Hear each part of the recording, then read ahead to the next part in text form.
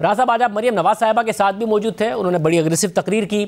उसके बाद जो इत्तेहादियों का इजलास हुआ उसमें भी आप मौजूद थे। उस हवाले से भी खबरें आ रही हैं कि एक तो जो काबीना ने मुस्तरद किया है सुप्रीम कोर्ट का फैसला, उसकी तौसीक कराई जाएगी पार्लियामेंट से।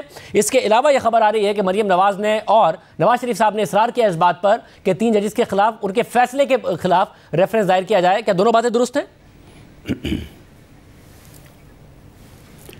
जी, ये दोनों बातें इस तरह से दुरुस्त हैं कि हमारी जो लीगल टीम है या वजारत कानून है, उन्होंने कैबिनेट के सामने अपना ये तज्ज़िया और अपनी ये राय पेश की थी कि ये 3 मेंबर्स बेंच जो है इसका फ़ैसला अक़लीती फ़ैसला है और 4 मोअज़्ज़ज़ जजेस का फ़ैसला जो है वो असल फ़ैसला है और उस फ़ैसले की रूह से सो मोटो नोटिस जो है वो ख़ारिज तसव्वुर होगा।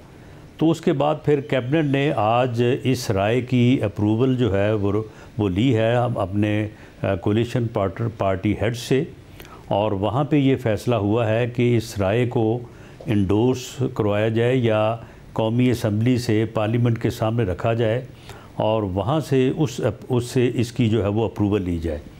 तो वो अगर अप्रूवल होगी तो यकीनन जब एक पार्लियामेंट की राय होगी कि ये फ़ैसला जो है ये 4-3 से है और 4 मोअज़्ज़ज़ जजेस ने जब ये सो मोटो नोटिस ख़ारिज किया है तो फिर इस 3 जजेस का फ़ैसला जो है वो अक़लीती फ़ैसला होगा और उस फ़ैसले को इम्प्लीमेंट नहीं करवाया जा सकता। अच्छा, पार्लियामेंट वहाँ पे ये बात हुई है कि जिस तरह से 3 जजेस के इस बेंच ने बिहेव किया है इस मसले में भी, और एक सुप्रीम कोर्ट के बेंच के फ़ैसले के होते हुए जो है ये इस सो मोटो नोटिस की समाअत करने और उसका और पर फैसला करना जो है ये मिसकंडक्ट है।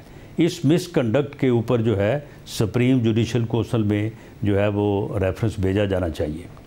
तो फिर फैसला हुआ है रेफरेंस भेजने का?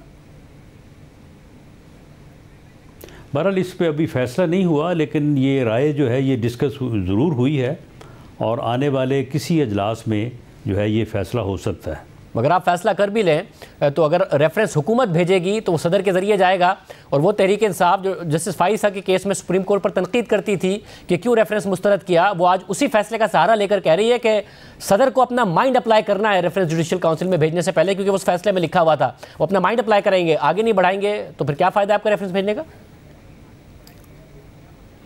नहीं, रेफरेंस जो है वो कोई शहरी जो है वो दाखिल कर सकता है, इस बात की कॉन्स्टिट्यूशन इजाज़त देता है और हमारा जो PDM सियासी जमातों का इत्तेहाद है वो भी जो है वो इस बारे में तहर्रक कर सकता है। अभी इस बारे में फ़ैसला नहीं हुआ, जब फ़ैसला होगा तो इन सारी चीज़ों को जो है वो मद्देनज़र रखा जाएगा। सब मगर अगर इस तरह शहरी रेफरेंस दायर करने लगे फिर तो जजेस के खिलाफ, अगर उनके फैसलों के खिलाफ रेफरेंस आने लग गए तो फिर तो रेफरेंसेस की लाइन लग जाएगी सुप्रीम जुडिशल काउंसिल में।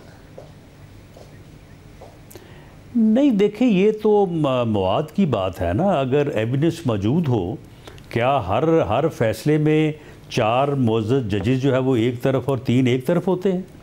क्या कभी ऐसे हुआ है कि एक सुप्रीम कोर्ट का बेंच जो है वो फ़ैसला दे कि सो मोटो नोटिस को जो है वो उनकी समाअत मौखर कर दी जाए और एक सर्कुलर के ज़रिए से जो है वो उस फैसले को कलअदम करार दे दिया जाए? मेरा ख़्याल है कि ये तो पिछले 74 साल तारीख़ में ऐसा नहीं हुआ, और अगर ऐसा अब हुआ है तो ये एक कोई मामूली बात नहीं है, ये बहुत बड़ी बात है।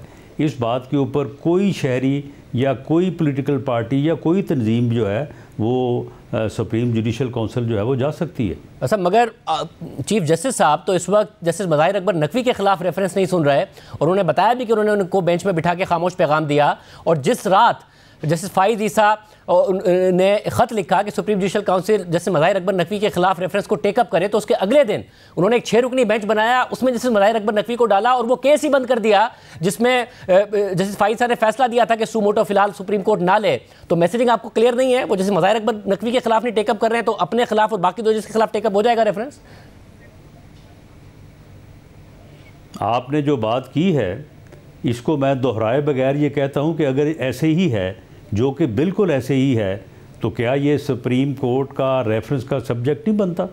इससे और मजबूत जो है वो सब्जेक्ट क्या हो सकता है कि एक जज के ख़िलाफ़ जो है वो करप्शन के इतने सीरियस एलिगेशंस हैं और उन एलिगेशंस को पूरी दुनिया जो है लाहौर के किसी वकील से पूछ लें कि वो 2 बेटों का जो किस्सा है वो क्या है, तो आपको हर आदमी बताएगा। चीफ जस्टिस साहब ख़ुद इस बात से आगाह हैं, और इसके बावजूद जो है वो कौम को क्या मैसेज दिया गया है कौम को। यानी ये मैसेज जो है, पहली बात तो ये है कि जब सुप्रीम जुडिशल काउंसिल के हेड वो हैं तो उन्हें तो ये बात करनी ही नहीं चाहिए।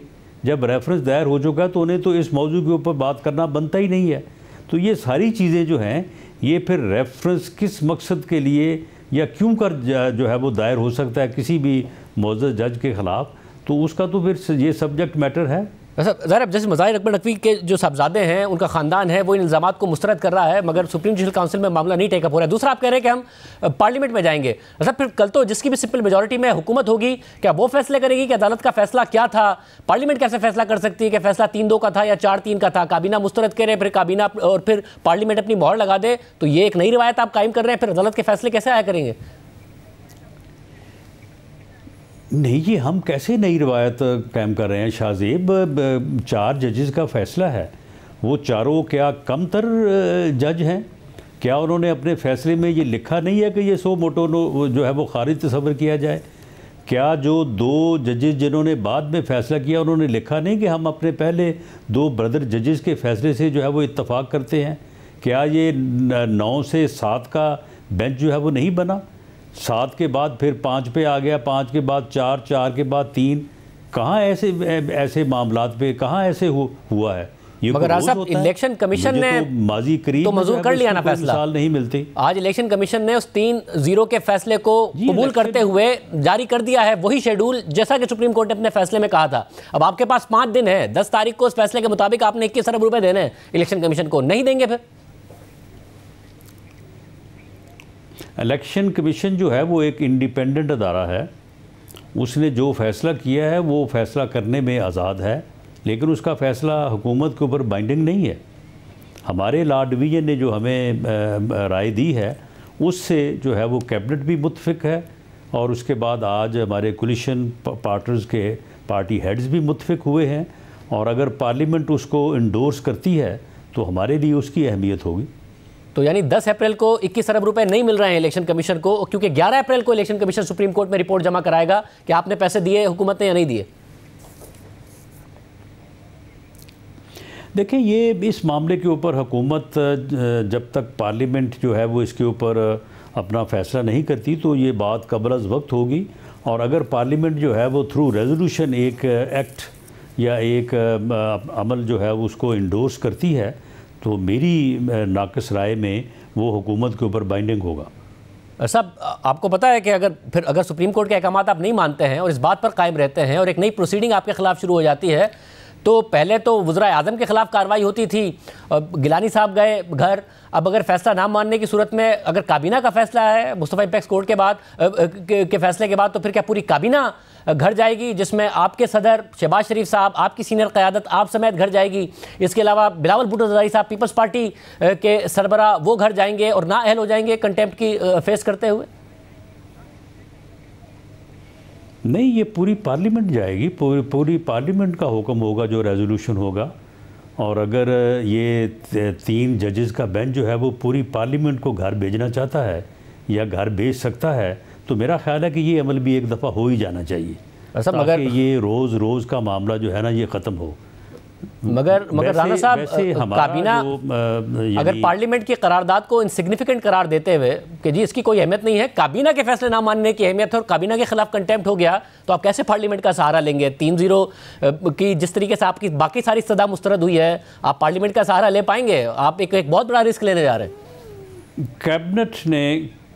कैबिनेट ने जो है वो अपने हतमी डिसीजन को पार्लियामेंट की रहनुमाई से जो है वो मशरूत किया है। अगर पार्लियामेंट जो है वो सुबह कोई और राय देती है तो कैबिनेट उसकी पाबंदी करेगी, लेकिन मामला ये है कि हम तो 3 जजेस के अक़लीती फ़ैसले को फ़ैसला मानते नहीं हैं।